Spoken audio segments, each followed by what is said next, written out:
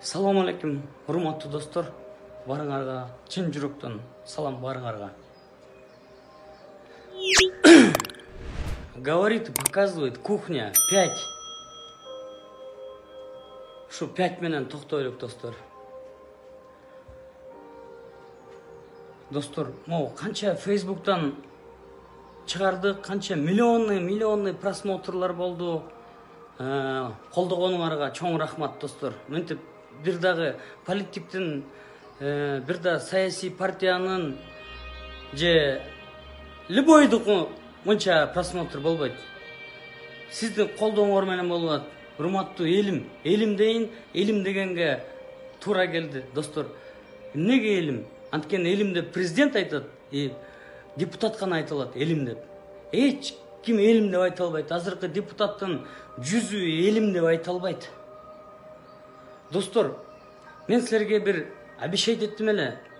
10 олигархты айтып берейин деп. 10 олигарх ежи. Который жанында Бабанов игрушка болуп калат. Бир коррупционердин астында, мисалы, силер айтып атпайсыңарбы? Келдибеков эме деп жанакы символ коррупция деп чыгарып бересиңарбы? Келдибеков в плюсе чыгып калат керек болсочу. 350 миллион долларга. Просто билелик. Кыргызстанды кимдер соргонун азыр онун айтып берем. Ким Кыргызстанды чөгөлөп салган? Эң биринчи Акаев. У него около 2 миллиард долларов состояние. Анан кийин бир байкем бар. Байкебиз бар, акебиз бар. Аксыдан болот өзү. Жумалиев Кубанычбек деген. Баары менен жакшы, бүт баары менен сонун учурашат. Бая күнү Аксыга барып миллион сом таратып келиптир. Миллион сом пакет таратса, Аксынын баары кол чаап отурасыңар. Ушу Кубанычбек Жумалиев. Онун бирөөсү Бабановтан бай. Эмнеге бай? Мен бул кишинин прокуратурадан ушул кишини бүт анализ кылганбыз биз. Равшан Жээнбековду, ушу көп кишини мен өзүм анализ кылганбыз. Эмне состояниялары бар, эмне жок депчи. У Бабанова 380 менен бүтүп калган. Муну жаап коюнчу. У Бабанова 380, 500 миллион деп койчу. Ошо менен состояниясы бүтүп калган. Кубанычбек Жумалиевдин состояниясы 2,5 миллиард доллар. Если у Бабанова 500 миллион долларов, жазып берем кайсы экен Бабанов биз текшергенде. Бабановда 500 миллион болсо деле ал эметкенде, бензин саткан ясно, короче.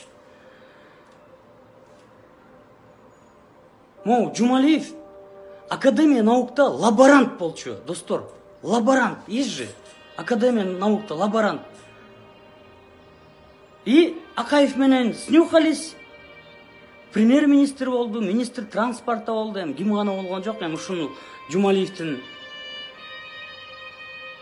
эмесин коррупционер дебей эле коелук, но ушуга жооп берсин. Жумалиев Кубанычбек. Мына өзү лаборант болуп Татанды кайдан алды, Гоинди кайдан алды, Мадина деген базарды кайдан алды, завод ЭВМ кайдан алды, мединститутты кайдан алды, Мадина, так сказали, жалда 2 гектар жери бар эле, 50 компаниясынын вообще дайыны жок, эмеси жок, отчет эмес эчтекеси жок, өзүлөрү билбейт, канча акчасы бар экен өзүлөрү билбейт. 50 компаниянын акчасы эме налог төлөбөптүр, өзүлөрү билбейт канча акчасы бар экен. Анткени 2,5 миллиард доллар бул ончук эмес да. Кумтөрдө акциясы бар. Мен уккам, акциясы бар, ушу Кубанычбек Жумалиевдин акциясы. Анан Кумтөргө кетип бараткан жана высоковольтный линия бар го, балыкчыдан Кумтөргө чейин. 10 миң вольт, 100 миң вольт бу жанакы. В общем, высоковольткачы. Ошонун обслуживаниясын дагы эле Жумалиев жасайт. Канча клиникасы бар, бир 100дөгөн квартирасы бар Жумалиевдин. салон красотадан бир 20-30 ашты. Сауна дегендер толтура, клиника. Анан насаатырларды ырдайбыз, билесиңер эми. Биз кол чабабыз.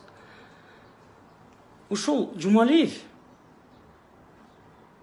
бир Кыргызстанга бир 10 миллиард доллардын зыянын келтирген өмүрүндө. Где-то 2,5 миллиард доллар состояниясы бар. Мисалы, хорошо, бүт бар жок, мейли өз лаборант. Татандыган алды, алда завод болчу да мурун. Бүт заводтун барын базар кылышкан.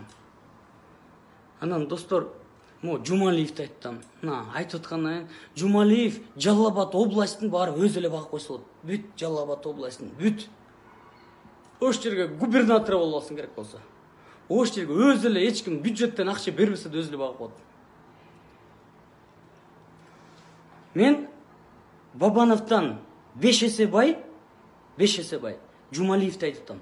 Достор, анан Бабановда 1,5 миллиард мынча деген жок, андай акчасы. Жок. Мисалы, мына Бабановда биз санаганда, бүт бар санаганда эмелердин баары 500 миллион долларга жетти. Мисалы, банкка 20 миллион доллар, Азия мол 17 миллион доллар, мисалы айтам. Тигил жана кайсы эле? Жанакы авто эмечи, базар. Ал 5 миллион болсун. Ушинтип баары чоңсо да 500 миллион долларга жетпейт. Жумалиевдики мынча. Анан мына колунан келгендерин берип атышат, алар деле берип атышат, баары эле берип атат, бирок көбүрөөк бериш керек да. Жумалиев деген Жалал Абадты өз эле багып алса болот, достор. Ошондой. Эгерде ушуга кухня улансын десеңер, анда бир точкага келелик баарыбыз. Бирибизди айткам, жамандашпай, мына ушул карантин бир жылда бир айдан кылып туруш керек экен ушу карантинди. Себеп дегенде карантинде өтө көп плюстар бар экен. Экология жыргады, биринчи очередь, экология. Венецияга дельфин келди, бүт карышкыр бүт бар эмеге кирип келишиптир. Шаарларгачы, Америкада. Анан бул коронавирустун сонун жерлери бар экен. Мына, эмне болуп эле, өзүң жөнүндө айтып берчи дегендер көп. Сен кимсиң, кандайсың? Мисалы, билчү эмес да. Өзүм жөнүндө айтып берип коеюн. Мен өзүм Кыргыздын жаранымын, буу элинен болом. Жет атамдын бүт картотекасы бар, СМБдан алгам. Кто они, как, чистокровный кыргызмын. Туулганда эле жакшы туулуп турмун.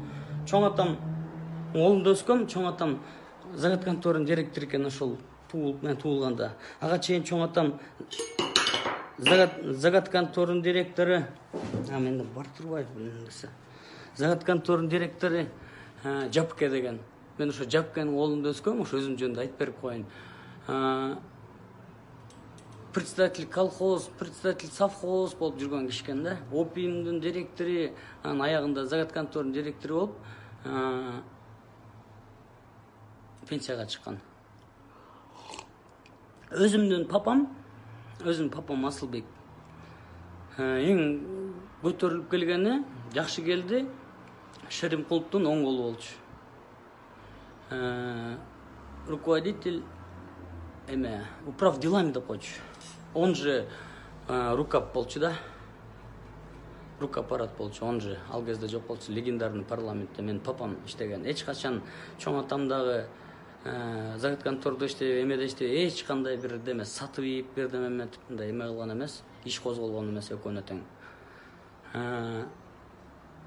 Шеримкуловдун үйүндө көп жүргөм. Мындай балалыгым ошо Шеримкуловдун үйүндө өттү десем болот, аксакалым.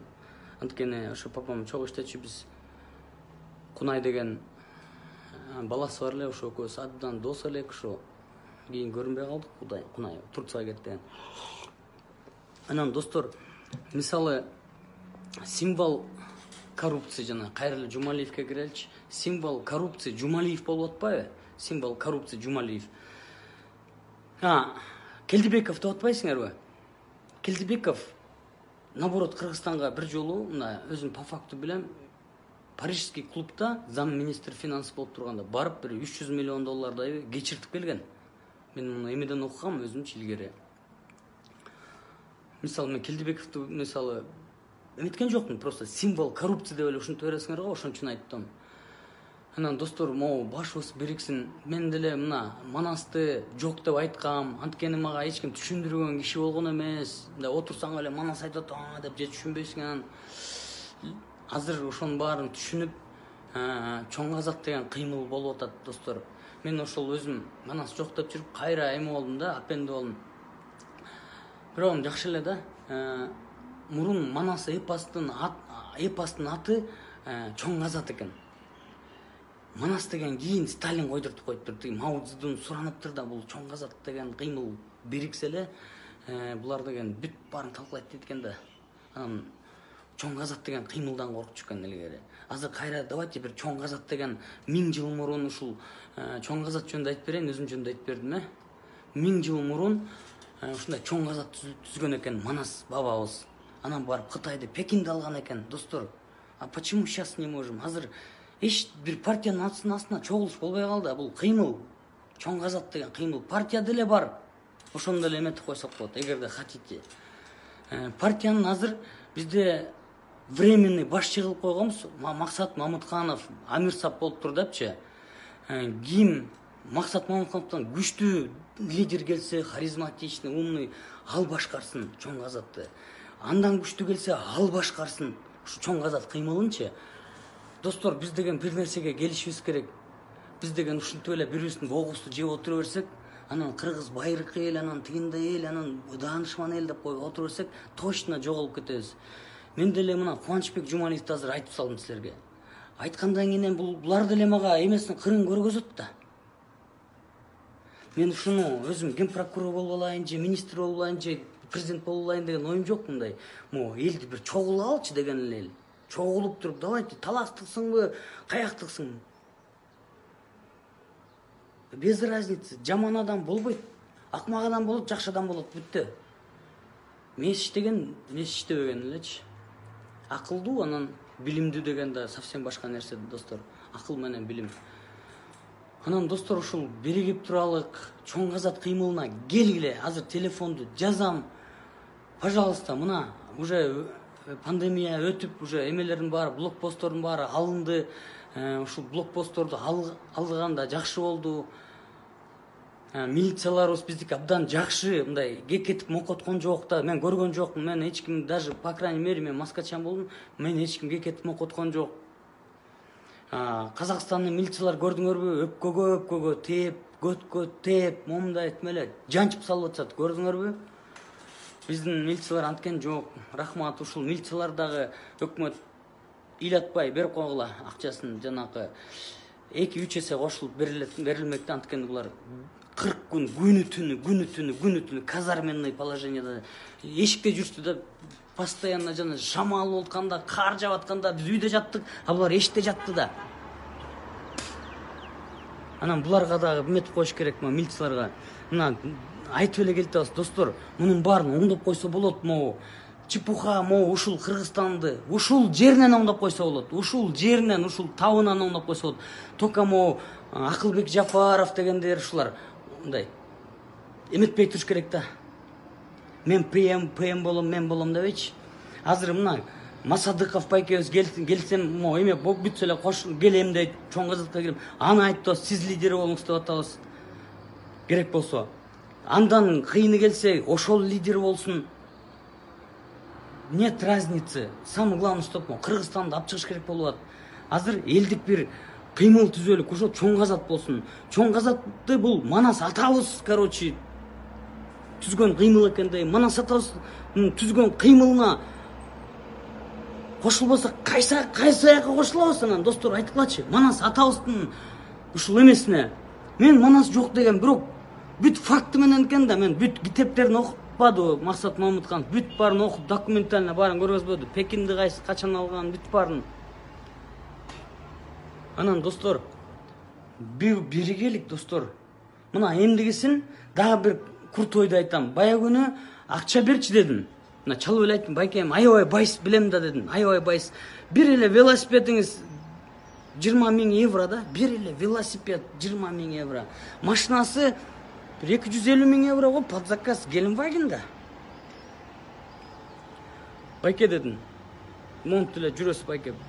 Жардам бериңизчи, могу толтура экен кишилер дедим, момундай кыйналып аткандар өтө бир 10 миңдей киши чалып салды. Бизде пакет аз болуп атпайбы, достор, баарыңарга жеткире албай атабыз. Анан ушунча чалып салды. Брат, берчи, всем поможем. Аз баарына жеткирип коелук. Бир десем $100 да бербей койду. Мен эл менен далек дейт. Өзү болсо, эми анан кийин айтып берем анда ким экенин. Анда конкретно айтып берем. Достор, муну бөлүш керек, колдош керек. Мисалы, мына Жумалиев жооп берсин. Татанды, могу $2 миллиард эмесин айтпадымбы? Комиссия түшсө мен да барам. Ошонун баарын кайдан алды? Бул коммерция кылып бир күн иштеген эмес. Аялы деге иштеген эмес, коммерция кылып. Ырдап эле колубуз менен насаатырларын ырдап атпайбы? Роза Манович. Анан кайдан эле 2,5 миллиард? Биз бок жеп жүрбөйбүзбү? Бок жеп жүрбөйбүзбү, достор? Дооронбек Садырбаев туура эле айтат да, мурдуңа бок сүйкөлгөн элсиңер десе деле отурбайбызбы? Мына Кумтөрдүн артында Сары Чат деген дагы айлана, бияк 40 километр, бияк 40 километр бер салып тур. Аякта да 1000 тонна бар экен. Эмнеге берет ай? Булар ушулар эле өкмөт эле биле береби? Мына бизге 10 миңдей бир кат бар. Могу эмегечи. Ошонун баары Улукбек Кочкоровго барбайсыңарбы? Министерствосунун астына барып эле ошол жака жатып албайсыңарбы? Бизге тамак бермейинче кетпейбиз деп эле. Мына законный путьны айтайын. Мэрияда Балбак байке деген бар. Балбак байкеге баргыла. Ачка болдук деп баргыла. Азыр эми 2 ай уже зарплат бере албай калат экен, пенсия бере албай калат экен. Эмне болобуз? Вообще өлөт да бүт баары. Достор, азыр биригелик, давайте баарыбыз чоң казатка биригелик. Офисте айтам азыр, жазам бүт баарын. Келгиле чоң казатка. Эл өзүбүз турбасак, эч ким турбайт экен. Депутаттарды көрдүңөр, бир 20 депутат двигался, да? О народе думал. А остальные спали же. Мындай бийлеп отурушпады, минтип бийлеп отурушпады. Же кайра мындай раздражениясын келтирип атышпадыбы, достор? Мо депутаттарга эметпей эле, мына мо Примовга эмне эле Примов дейт. Эми кандай эмне эле Примов деп айта бересиң дейт. Эмне эле Примовду эле чыгара бересиңер дейт. Ай, айттым, ишиң эмне дедим? Кандай чыгарса, Примовдун бир баласы келип тур мага. Улан Примов фонд бар да дейт. Бизде деген нуждающийлердин адрестерин жакшы билбейбиз, ушун силер берип койгулачы деп 1000 пакет чытап кетти. Айтпагыла деди. Ну хорошо, айтпаса айтпай эле кой. Тыштап койдук. Анан дагы бир, мисалы бир 100 пакет чытап кетти башында, мисалы, айтпай эле койгула деп. Анан 200, 500, ушундай 500 ушундайдан чытай берет да.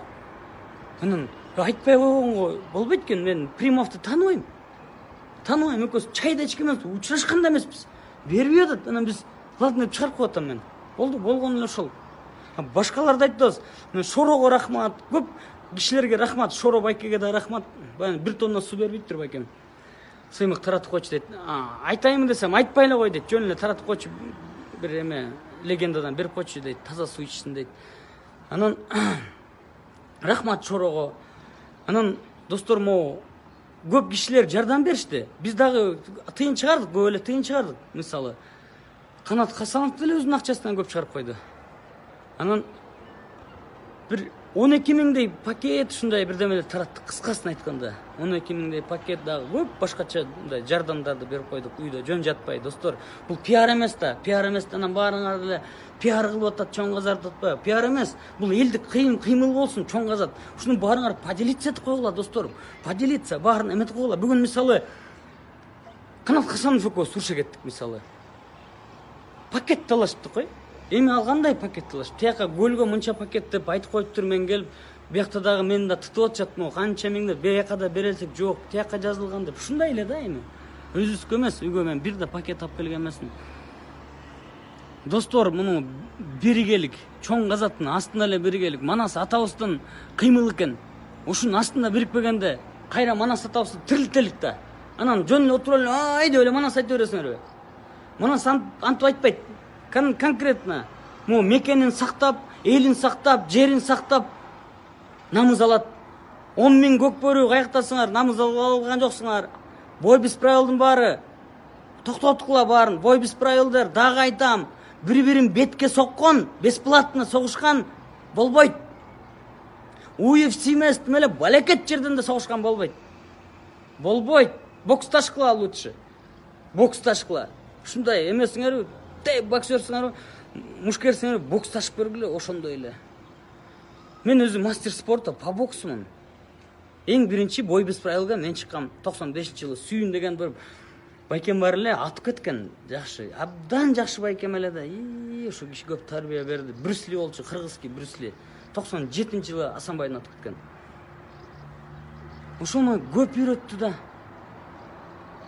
Көп метти. Биринчи жолу бой без правил мен чыктым. Баяман акеге бардым. Баяман акем бир жума менен коноктогон Сүйүн акемден брачка экенсиң деп. Респект байке менен бир аба менен 3 жол отургам.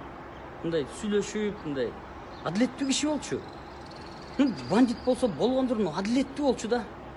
Канча кишиге жардам берип койду. Анан бандит болбосо ким болсун, адилеттүү болуш керек. Прокурор адилеттүү болуш керек. Мына могу прокуратура жөнүндө эле айтайын, достор.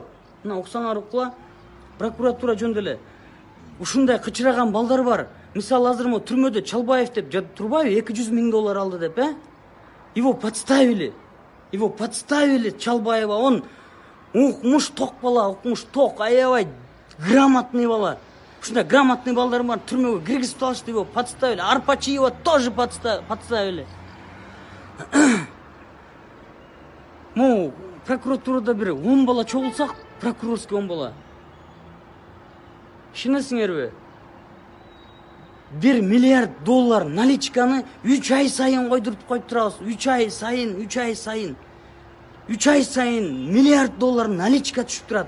Дагы миллиард доллар имущество менен түшүп турат. Силерге кандай айтыш керек андан ары? Мен эми азыр туризмди айта алам. Мен көп жерге болуп келгем, мисалычы бир 50дөй мамлекет кыдырып келдим, башка бир 100дөй шаар көрүп келдим да. Мисалы бомжторубуздун баары грамотный.